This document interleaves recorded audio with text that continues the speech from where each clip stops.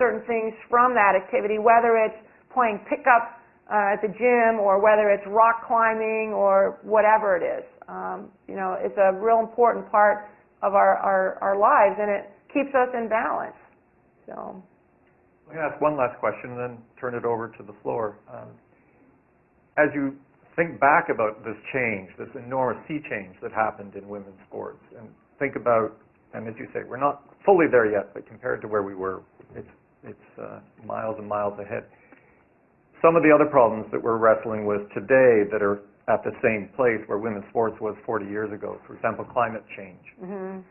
What advice would you give to people who are trying to effect the same kind of change in the area of climate issues in the world or human rights? What lessons do you take from your experience that you would share with them and the advice you'd give to them as they fight that fight?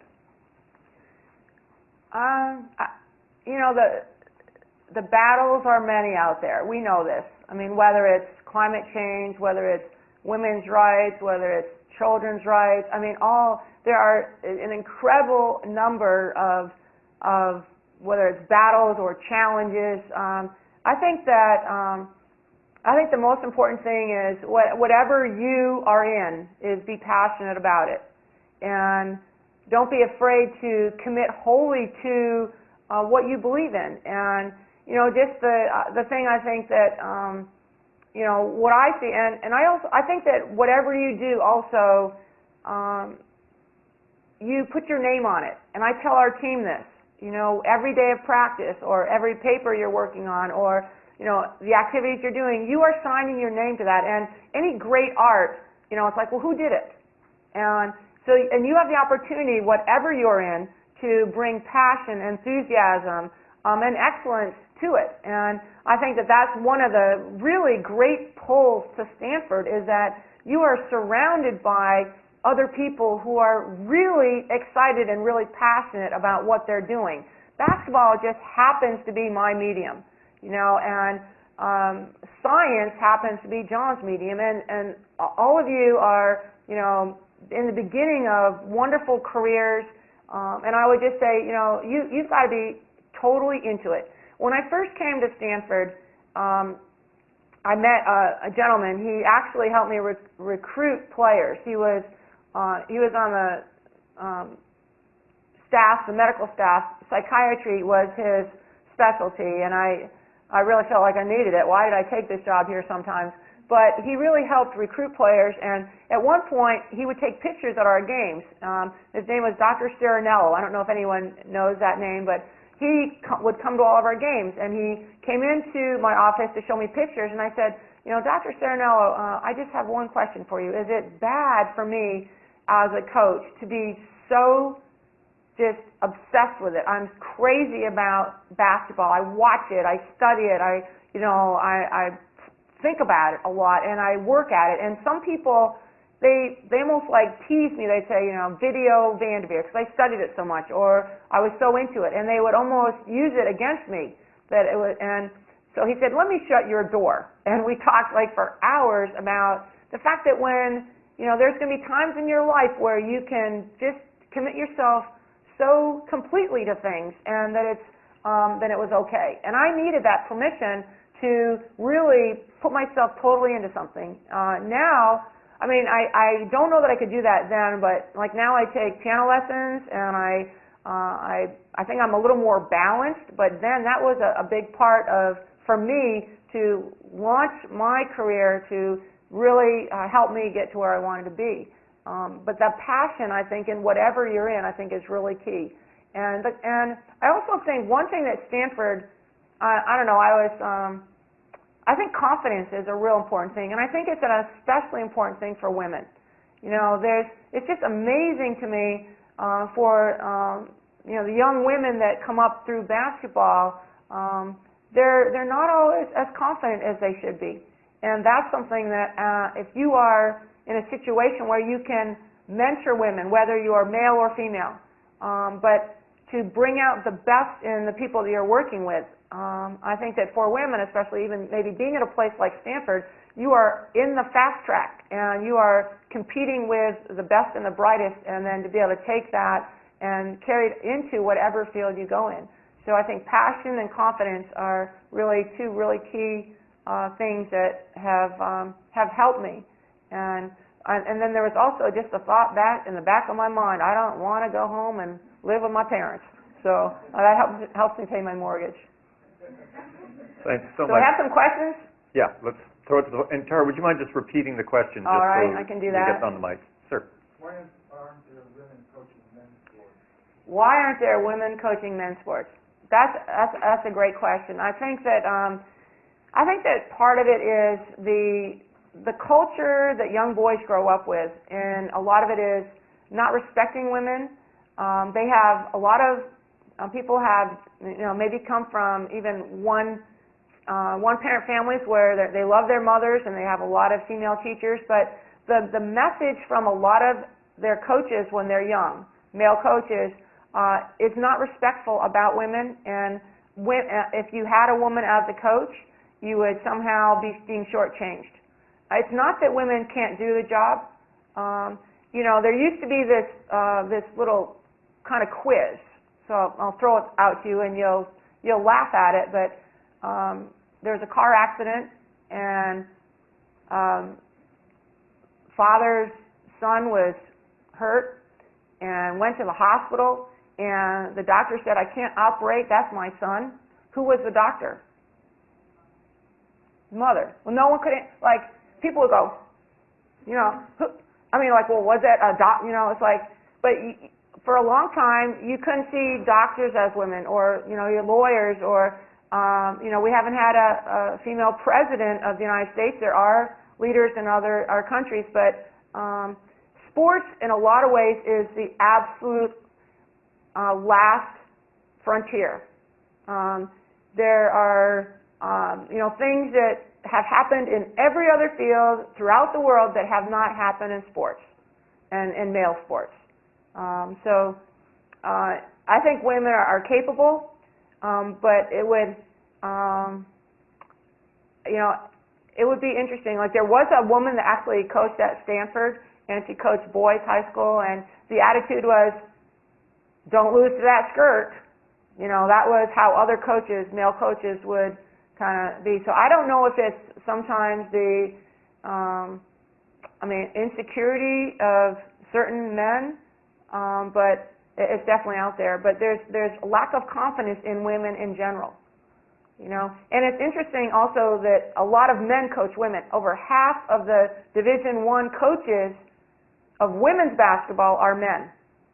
So women have no, if there's 100 jobs, 50 of them they can't get at all because they're men.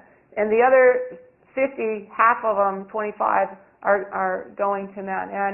And it's interesting, the dynamics, just how men relate to women, it's interesting.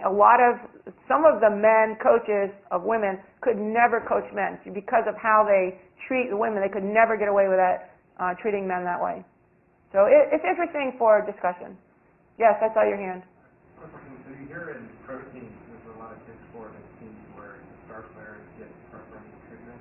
Mm-hmm. How do you approach that with your own team? Do you treat your star players and your bench warmers the same or a little different depending on?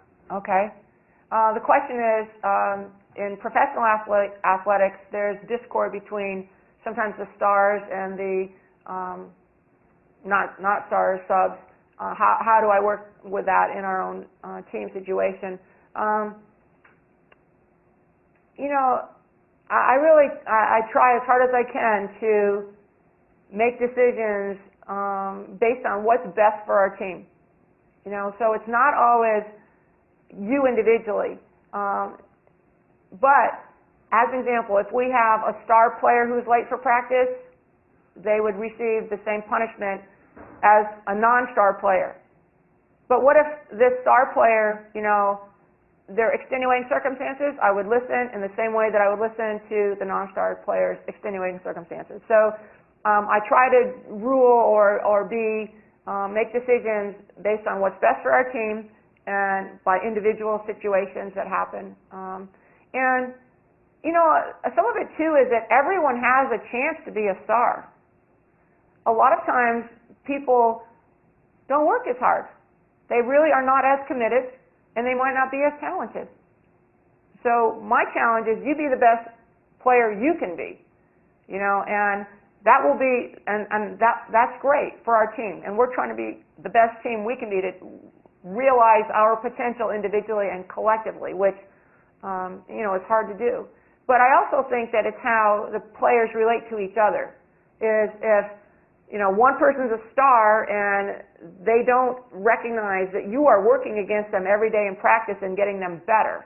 That the inner workings of the team, I think, can take care of those dynamics. One thing that's very different professionally is the pay scale. At Stanford, as an example, a student athlete on our basketball team has a full scholarship, so they are basically clearing tax-free about $52,000 or $53,000. So that's a full scholarship to go to undergraduate at Stanford. Whereas on a pro team, you might have one key player, LeBron James. What is he making? $25 million, and then there's someone else at the rookie salary. So there are very big discrepancies. But I don't know that there's actually dissension on the team. I think the guys on those teams, they know the deal. I think that some of them just want to be a star in their own right and they're not, so then they go on a different team. I don't know that there's the issues with, they're happy when the star wins because then everyone gets some of the bonus. Yes. Let me work my way back, all right? Go ahead, in the front. A pet peeve of mine, perhaps you comment on, is that when the Stanford women's team wins, it always gets second billing in the Stanford Daily.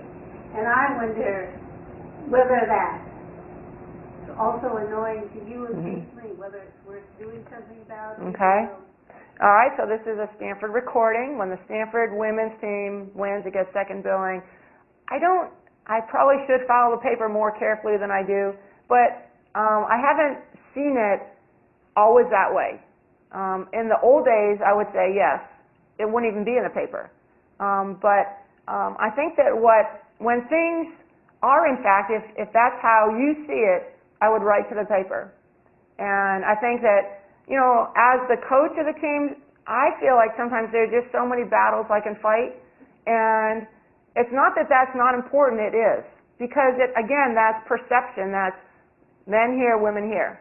And we live in that world a lot. But, I would say this, look at our men's volleyball team just won a national championship. Did anybody see that, the match? It was phenomenal. I had to look on the back page for them, So it's not always male, female. It might be sometimes the sport. But I would encourage you to write to, whether it's the Stanford Daily. I mean, it happens all the time, like with the sports on TV. They'll show St. Mary's men. We'll have twice as many people at our game. So I won't say I don't notice it, and I won't say it doesn't affect me at some level, but it's worn me down too, because I'm in my 30-something year of a head coach, and I'm kind of like, all right, let me focus on things that, let me watch more video to get ready for Connecticut, or that. Go ahead. What's your question? Yes. Yeah, so you have improved your team a lot. What do you think is the biggest difference you made throughout the process? Or in other words, what do you think is the biggest difference between an average team and an outstanding team?